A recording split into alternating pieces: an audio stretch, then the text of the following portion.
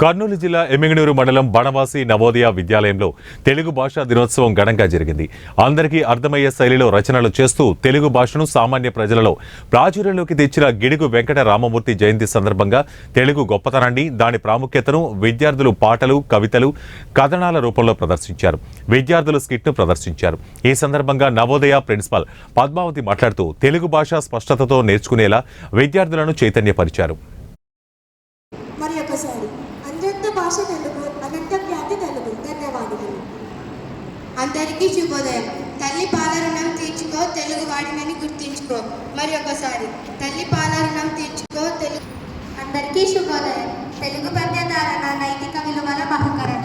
మరి ఒకసారి తెలుగు పద్యధారణ నైతిక విలువల బహుకరణ.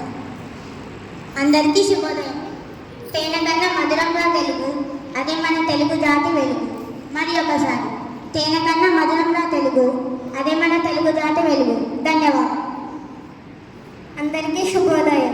తెలుగులోనే భాషించు, తెలుగు గౌరవమును, తెలుగు భాషను గౌరవించు. అందరికీ శుభోదయం. పద్యాన్ని బ్రతికించు, పద్యాన్ని బ్రతకండి. తెలుగు తెలుగు పాఠం